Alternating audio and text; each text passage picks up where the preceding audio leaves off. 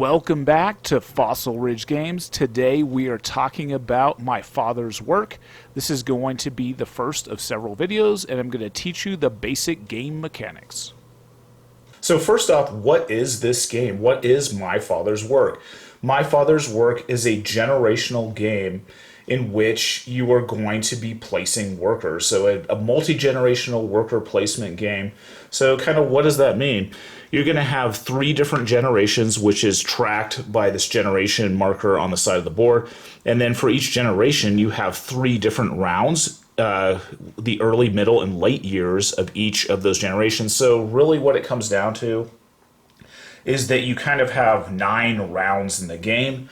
So 3 for each generation, and once you hit the end of the final round of the last generation, the game ends, and then whatever character or player has the most number of victory points, which is tracked around the exterior of the board, they win the game. Now, you know, that sounds interesting in itself, but there are some other aspects that really make this game unique. And so I just want to kind of touch on those. So the first one is going to be the map in the middle of this game. And as you play and you progress through the game, the actual town will change based upon the decisions that you make. So there's a massive amount of variation. I'm just going to start flipping through the book. And you can see that your city can grow significantly over the course of the game. And time also passes as well. So you're going to start with sort of a primitive village, and then the architecture is going to advance as civilization advances. This is a really, really cool concept, and it makes each game unique because it is keyed off the player decision. So if you do different things in the game, it's going to change the village that you're living in and the different options that you can access. That is really, really amazing. Something else that I'll note is that this game is app driven. So there is going to be an external app that you are going to use over the course of the game. And that's kind of where all the decision making that I just talked about comes from. So you can choose to ally with different factions over the course of the game or make different decisions. And that radically changes how the game is played. Something else that I found really, really cool, I'm just going to throw one into the center of the map for a second.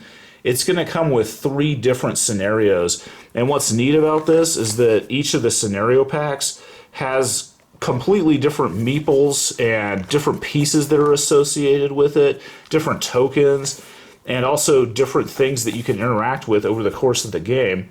And that makes it really unique as well. So with the 3 different scenario packs, and your village is building and growing differently over the course of each game, in conjunction with a lot of these cool different choices that you're making that are tracked by the external application, the replayability for this game is absolutely amazing, absolutely fantastic. Our play group has gone through it at the time of filming this video. We've played it 8 times. So each of the scenarios we've played at least twice. Some of them we've played 3 times just to kind of get a handle on the game. And I'm going to tell you this right now, like, the replayability is absolutely fantastic, and the level of engagement from our players when we're playing this is absolutely amazing as well. People ask all the time, hey, we want to play that again. We want to play My Father's Work. So if you've been following my video channel for any length of time, you may have noticed I don't really do gameplay videos on games that we don't like. You just never see it. But I'm going to give this game a pretty hearty double thumbs up. The first thing that I'm going to do is walk you through some of the basic terminology. There's a lot going on in this game. So first up, we're going to take a quick look at these 2 markers. We're going to have the Angry Mob token, and then we have the Suspicion marker. These are going to go on the creepy track portion of the board, and this kind of represents the overall amount of suspicion that the townsfolk have for your family and the creepy experiments that they're performing. Next up on this side of the board, we have what's called estate upgrades. Think of these as buildings or additions you can add on to your mansion that generation after generation your family can use. Most of these are enhancements. The other portion of the game board that we have is called the Lost section of the board. This is going to represent servants and your workers that are currently not in the game. And typically these can be purchased or they can be brought into the game by various means. On the bottom side of the board, bottom end of the board, we have the insanity track. The insanity track is going to represent the sort of mental anguish that your family is going to experience over the years after they perform these style of experiments. What you'll notice is that there's icons actually on here. It's these right here, which will gain you what's called a compulsion card. So there are compulsion cards in the game, and these are sort of like objectives that you can perform to gain 2 victory points. If you don't get rid of these by the end of a generation, it leads to what's called a maladjustment. So there's another deck of cards in the game called maladjustments. And these are going to represent sort of like lasting trauma that the next generation of your family is going to experience. We're going to go ahead and zoom out and kind of slide down. And we're going to take a quick look at, there's 3 different types of basic experiments that you can perform. And then there's also these experiments which are your masterwork experiments. And these are going to represent experiments that take the entire course of the game to solve, and all of them are very much unique.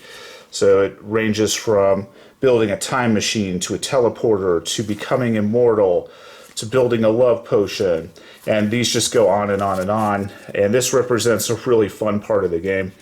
Then what we're looking at are the 3 sort of basic experiments, and they're broken down to A, B, and C. A are the easiest to perform, and they always give you resources. B and C become more and more difficult, and you'll need a certain amount of these over the course of the game to advance to your masterwork experiment. Next up, we have one of the player boards, and this is going to represent this player's sort of like estate and their mansion over the course of the game.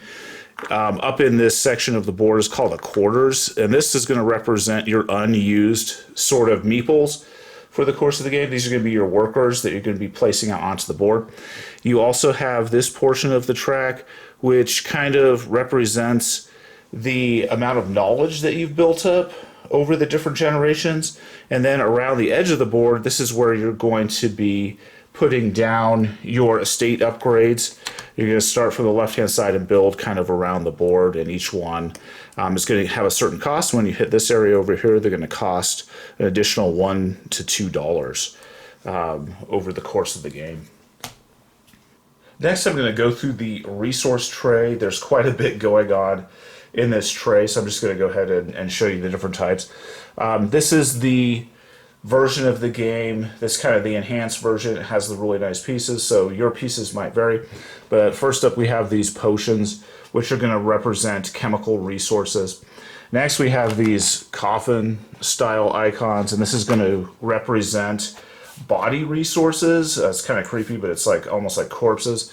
Next up, we have these animal tokens, and those are going to represent other raw materials for your experiments. And next, we have a section where you can spend these gears in your research as well.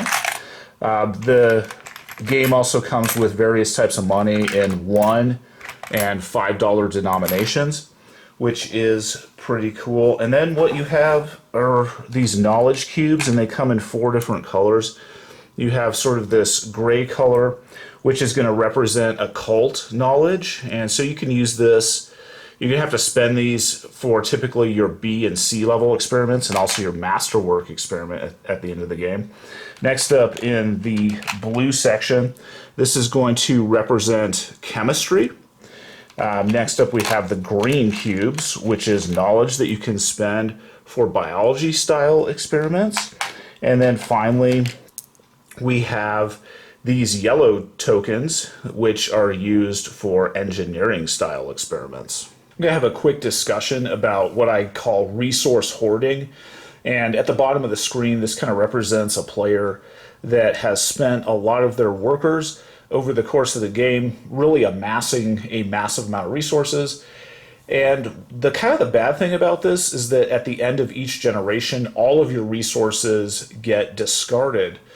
And kind of what this equates to is that you lose all of those workers' actions that you used over the course of that generation to build up this mass of resources. And I see even experienced players do this. They get kind of caught up in the flow of the game and they just forget about this. And basically, this is going to lead you to lower point totals over the course of the game. So if you spend all your workers, that you lose all these resources, you then can't complete those experiments and gain those victory points. So that's going to be a really sort of bad effect for you. But one thing I do want to kind of call out is that on the second position of this biology track, if you purchase this knowledge upgrade, it says store 2 extra resources between generations. So kind of what that means is that you're not going to be wasting all of these resources, and you can actually keep 2 of them as you carry over into the next generation. So what I'm going to recommend is that you be very, very critical of your resources and when they're building up, and only place workers on things that you absolutely need. And then also too, as you get toward the end of the generation, you get to basically keep 1 experiment in your hand that carries over into the next generation. So be very mindful of what resources you're keeping to help you complete that experiment in the next generation. And then if you are somebody that has kind of a problem with hoarding, I recommend buying the second tier of the biology track. Please join me for my next video. I'm going to start walking you through what the different workers are in the game and how the different experiments interact with the game. So please look for the next video in this series.